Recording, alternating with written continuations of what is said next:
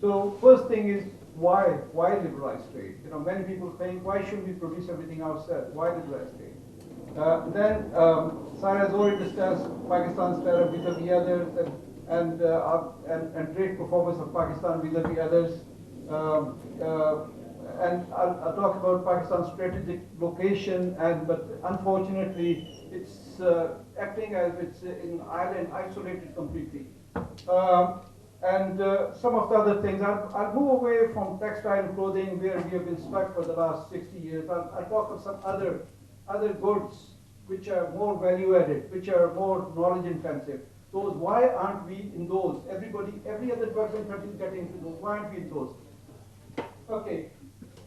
Why liberalization? Because there are many studies, but one major study which was done for 118 countries, I think they took, and they took their time for about 50 years, their performance. And these guys, Worthberg and Wesch, they came to the conclusion that those countries which opened up had a boost of 1.5% more in their GDP than if they wouldn't have done that. And investment growth was 2.5% more than would have been normally. So that's the first thing. And second thing is, if you look at Pakistan, we were not always like that. If you look at 60s, our exports used to be more than this side of Pakistan than all these countries combined: Thailand, Indonesia, Malaysia, Philippines, Vietnam, etc. Everybody combined, they combined exports, and Pakistan used to be bigger exporter. And just look at, say, South Korea. They used to, their exports were, say, 60 million. 600 million. Pakistan was 12, twice that. And now they are, I don't know, 500 billion, and we are just stuck at 25 billion. We are not even reaching 25 billion. And the other thing is that the global system of trade has changed. It's no more that you will produce a whole, like this laptop or a phone or even a shirt. Somebody will produce collars and somebody will produce buttons and something, and they put it together. So 80% of the trade is through these supply chains and countries. And Pakistan, because of its high tariffs, is out of this 80%. Because things just come, they get used, they go back. Any product you see from anywhere, almost 30% is just re-export. You put in something and that goes. But in Pakistan, the tariffs, and it's not only tariffs, there is sales tax on imports, there is income tax on imports, there's lots of taxes on imports. And okay, they say, FBR people are here, but they will say, oh well, they can claim they can claim the duty, whatever they paid, they can be refunded. But that means that you are taking out these SMEs. 90% of production in Pakistan is through these SMEs, because they cannot be importers and exporters and claiming these refunds and getting a refund from FPR or anywhere. It's a big hassle. So Pakistan has opted itself out of this change in global trade. Now, this is recently in June, I think there was a seminar here in Pakistan and organized by the World Bank, and there were some trade experts, and this is some of the slides that they presented, and I just copied them from them. And they showed that, look, here is Pakistan. Effective applied rate average, Pakistan comes 9.9%. The world average is about half that, and in East Asia, etc., where we want to compete, is less than, is 1/3, and Pakistan is 300 times more. If you put, say, 100% duty on this, that means you're making it 100% less competitive, because you're protecting the guy. Okay, so that they don't export, but they sell it inside, and so you're putting an anti-export bias. This is a little bit more detailed. This was also presented by this World Bank expert. and she showed that how Pakistan fares with the rest. And Pakistan, except for Nepal, one of the highest tariffs. And maybe this shows perhaps India is also high, but India's duties are high on agriculture products. Their duties on manufacturing products are much lower. Here it is. India used to be a highly protectionist country till 90s. In 91, like us, they ran into problems with the balance of payment and all these problems, and they approached IMF for some loan. And as IMF goes to any country, they say, okay, we'll give you the loan, but you have to do this, this, this. And they made India, they said, you are a highly protectionist country, you have to open up.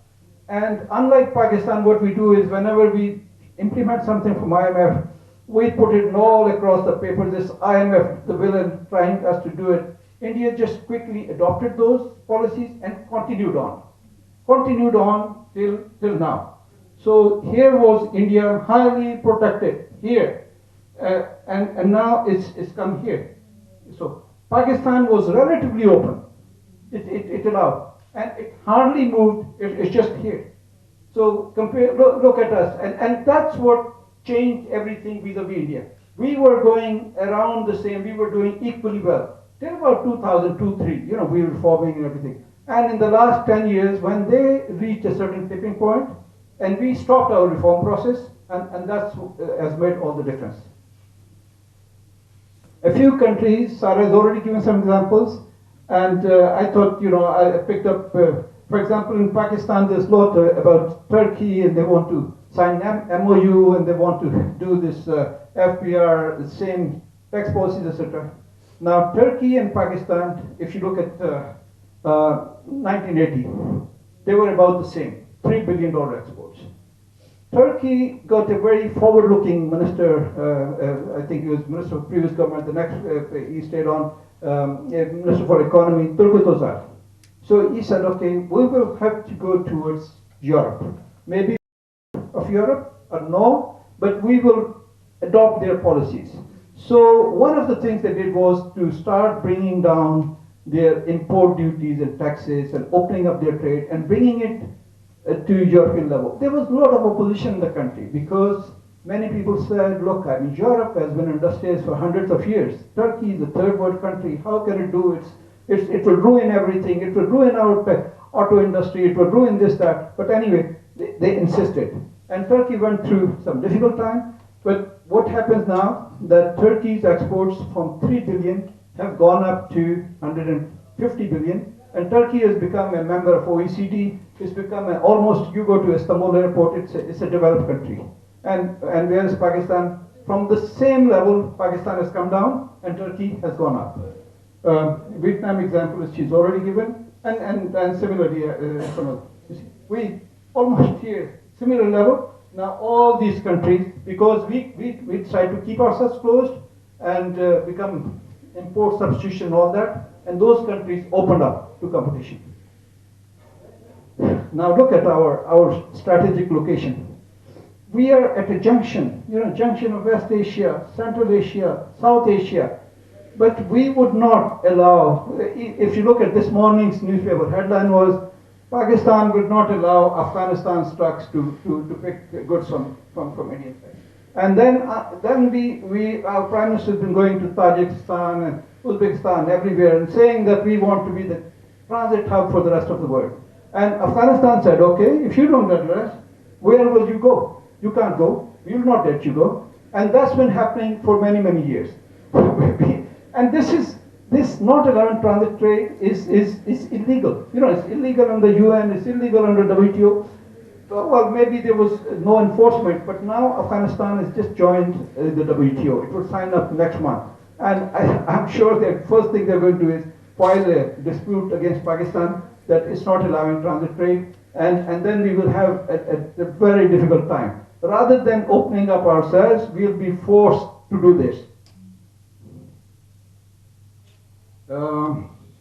Yeah, she's already done this. So you see the problem with this, the point, an additional point that I want to make. We signed these FTAs. Okay, say we signed an FTA in 2005-06, and our rate was 20% on some product, and we said, over 5 years, 7 years. For China, it would be 5% or 0%. And because China had already reformed, China had already come down, so its normal rate was 8%. So China said, okay, we will give Pakistan 50% concession. Your rate will become 4%. So they gave this little thing here, and we from 20% to 5%. And since further we increase our tariff, that means we have given more concessions to China. In fact, we are giving part of our customs duty to them to subsidize their imports. It's the same thing we done for Malaysia. It's the same thing. Other countries, when they sign up an FTA, they undertake some domestic reforms so that the trade does not divert all to China. In our case, we just, and now even if we get a very competitive, energy efficient machine, say from Europe or somewhere, our importers would rather go to China because it's duty free. And we will end up spending 3 times more on energy, their consumption, and not allow them to import from China because the tariff difference is so much between the two sides. Okay, now I go to another industry. Sarah mentioned this, I think, auto industry. Now we were one of the earliest 1950s. We used to have the Republic Motors, and we started producing cars, and other countries came in much later. And okay, we were all struggling. In the year 2000, when this WTO, the rules came in 1995, but we had 5 years for developing countries to implement the rules. The rules said that you cannot force any local industry to use localized part. This distorts trade. So wherever they get competitive something, you let them import. And many countries, India was highly protectionist. They used to say, have this thing that okay, you can import so much if you export so much and this and that. And India tried to dodge them, but US and EU, they filed a case against them, WTO. India lost it, and Indian government said, thanks God we lost it, because now we can tell our industry there's the WTO forcing us. They opened up. And on the other hand, Pakistan usually, as usual they do. First they try to ask WTO to give them 7 years. Then the WTO said, okay, 2 years you take and you do it, 2 plus 2, 2 years. And then I was there in Geneva, so government was pushing me. So I tried to convince other countries that, we need the other developing countries, we should have this, a longer time frame, this, that. And most countries that I approached, they said, no, it's not in our interest, we'll not do it. You go ahead and try to do it yourself, So, and as a result, we were producing 150,000 cars, say in 2004-05, and now in year 2015, we are producing even less number. And if you look at any other country, their production of cars has tripled. And it's not only the production of cars; it's their fuel efficiency, it's their environmental friendliness, quality of cars, because they can, for example, now India has zero duty for parts coming from any of these Southeast Asia, ASEAN countries. So the local assemblers can use the best part at the cheapest price, so they can produce one of the. And you look at, if you've been to India 10 years, 15 years ago, and looked at their cars, then that ambassador car, and our cars used to be far superior. And now, if you look at our cars and look at their cars, and India now is a major exporter of cars.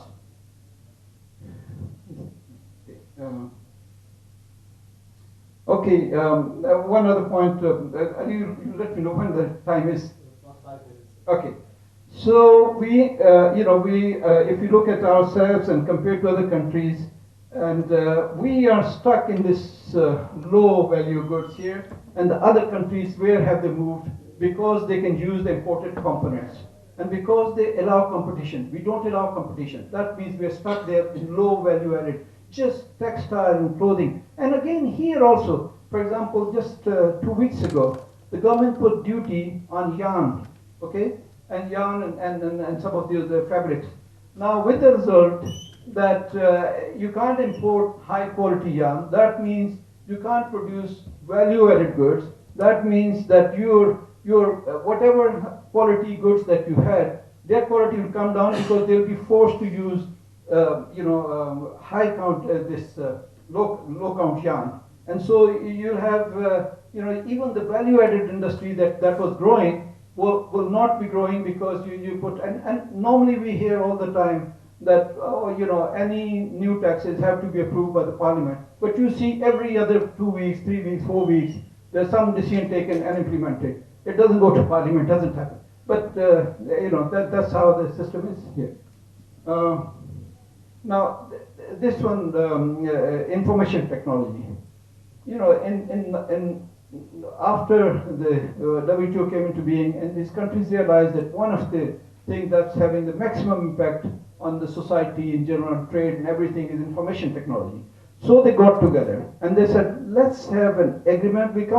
Everybody can't have, because WTO agreements take too long, everybody can't agree. But those countries which agree to have an agreement, that we will eliminate all taxes on information technology products. So they, about, 27, 29 countries got together, including India, which was a highly protectionist country, but they realized that they would be able to export software. So they joined that agreement. And then this agreement has grown. Sorry. You see now almost, these countries are now joining, Kazakhstan, Afghanistan, they're joining WTO, so they're joining this information technology agreement. Only Pakistan and Africa left. There is some parts of Latin America, but there's problem, one of the countries, and they have customs union called Mercosur. And unless the whole customs union does, but they have most of these countries, Chile, etc., they have zero duty on information. So you can, but the whole world, and normally they count that 97% of world trade is covered by this agreement. Pakistan decided to stay out of it. In 2001, I was then working as member FBR. Pakistan decided, okay, we will join, we will become the rest of the, and we brought down all tariffs to zero on information technology project, and we said, okay, we are going to now do the internal process consultation and inform the WTO. And then I went to Geneva, so I got back, I told the, what's happening on that. We've already done it, so we just have to submit our papers. And I started negotiating. I informed my colleagues that Pakistan had already decided, done the reforms. And in 2 years' time, whoever realized, oh, there are so many products, we are not charging duty, so they put the duties back. And now we are one of the most, recently I think they did some study, and Pakistan was amongst the 5 countries which highest tariffs on information technology products.